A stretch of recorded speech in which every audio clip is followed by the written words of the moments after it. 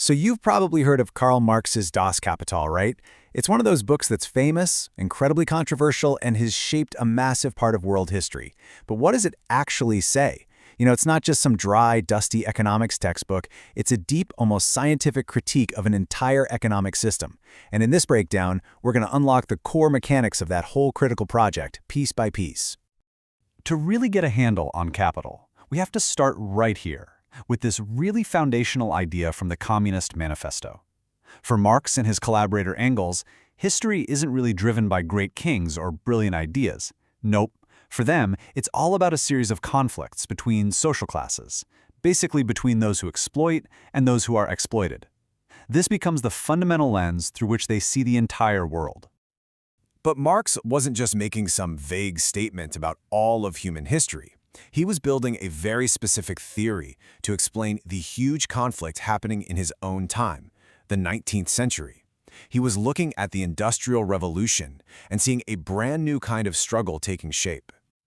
And this is the central drama. On one side, you have the bourgeoisie. These are the folks who own the factories, the machines, the money, basically all the means of production. And on the other side, you have the proletariat. That's the modern working class, people who owned pretty much nothing except their own ability to work. Das Kapital is Marx's massive attempt to dissect the economic laws that were governing this relationship and driving this new, modern conflict. So where does an enormous analysis like this even begin? Well, not with governments or big banks. It starts with something much, much smaller. You see, Marx builds his entire critique from the ground up, starting with the most basic unit of the economy, the humble commodity. For Marx, everything in a capitalist society starts right here, with the commodity. He calls it the basic cell of the whole thing. And every single commodity has two sides. It's got a use value, a coat keeps you warm, bread fills your stomach, that's its utility. But it also has an exchange value, what it's worth on the market, what you can trade it for. This two-sided nature is the key to understanding the whole system. Okay, but within this world of commodities, there's one that is completely unique, unlike any other. Labor power. This is just a person's capacity to work. The so-called free worker, who doesn't own any land or factories, has to sell this ability to a capitalist for a wage, just for a limited time, just to survive. And here's the thing, this specific commodity has a kind of magical property. Using it actually creates more value than it costs. And this is where we see a huge shift in the whole point of the economy. In older pre-capitalist societies, the goal was pretty simple, CMC. You sell a commodity you made to get money so you can buy a different commodity you need. The goal is to satisfy your needs.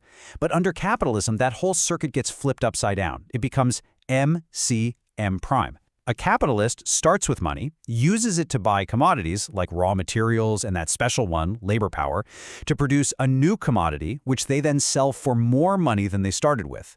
The goal isn't meeting a need anymore. The goal is the endless increase of money itself. The whole point is for capital to just keep growing. So how does that happen? Where does that more money actually come from? It's not magic, right? Well, this brings us to the absolute core of Marx's analysis, the formula that explains profit. All right, let's follow the money. A capitalist starts with a sum of money, M. They use it to buy two types of commodities, C. Things like raw materials and machines, but also human labor power. Now here comes the most important step, the production process, P. This is where that labor is put to work, creating a new, more valuable commodity, C prime. When this new thing is sold, the capitalist ends up with M prime, more money than they started with. The trick, the source of that new profit, it all happened inside the factory. And Marx gives that extra bit of value a name, surplus value. This is the absolute heart of his critique. See, the value of a worker's labor power, their wage, is basically set by what it costs to keep them alive and able to work. But in a full workday, that worker can produce way more value than that amount. This difference, the value they create beyond their own wage, that's surplus value. The capitalist gets to keep it as profit, and for Marx, it's fundamentally the value of unpaid labor. Here's a simple way to picture it. Think of the working day as being split into two parts. The first part is necessary labor. This is the time the worker spends producing enough value to cover their own wages. But they don't get to go home then. They keep working for the rest of the day. And the second part is what Marx calls surplus labor. All the value created during this surplus time is surplus value, and that becomes the source of all profit. Now, for Marx, this formula for profit wasn't just a clever observation. It was the root cause of the system's own built-in problems. He argued that the very drive for more and more profit creates these deep contradictions that capitalism just can't seem to solve. And this brings us to the central puzzle that reveals the system's big flaw. Just remember, surplus value, profit, comes from the living, unpaid labor of actual workers. But competition forces every capitalist to get more efficient, to make things cheaper. And the main way you do that is by investing in better technology, in more machines. So what happens when the very engine of the system, the hunt for profit, pushes capitalists to replace the only source of that profit? This leads to one of Marx's most famous and, often misunderstood theories, the tendency of the rate of profit to fall. He was arguing that while lots of things can push profits up for a while, there's this long-term structural pressure that's always pulling the average rate of profit down across the whole economy.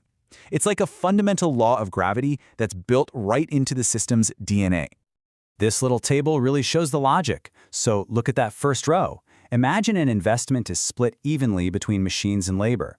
They create 100 in surplus, so the profit rate is a healthy 50%. Now, competition forces the owner to automate, so they triple their investment in machines but keep labor the same. Even if they squeeze out the exact same amount of surplus value, their total investment is way bigger now, so the profit rate gets chopped in half, down to 25%. And as that trend continues, the rate of profit just gets squeezed more and more. For Marx, this constant internal pressure is what ultimately leads to economic crises. Now, this internal contradiction, it doesn't just stay inside the factory walls. According to the theory, it explodes outward, shaping the entire globe and leading to these huge social and political consequences. This pressure kicks off a kind of chain reaction. To try and fight that falling rate of profit, capitalists have to accumulate ever larger piles of capital just to stay in the game. This fierce competition leads to centralization. The bigger companies swallow up or crush the smaller ones, eventually creating monopolies. And when profits get too hard to find at home, that huge pool of capital has to be exported somewhere else to find new markets and higher returns, which is what drives the imperialist division of the globe. And look, this isn't just an abstract theory. In the late 19th and early 20th centuries, this era of high finance capital, the major world powers literally carved up the globe. An extra 25 million square kilometers were brought under colonial rule in just a couple of decades. This was the logical, global result of the system's internal mechanics playing out on the world stage. So we're left with this big question. Marx's critique was like a detailed X-ray of the industrial capitalism that was just emerging in his day. Now, over 150 years later, the world looks completely different. But are the fundamental dynamics he identified, the commodity, the drive for surplus value, the system's built-in contradictions, are they still the engine shaping our modern global economy? That's really the question Capital leaves us with today.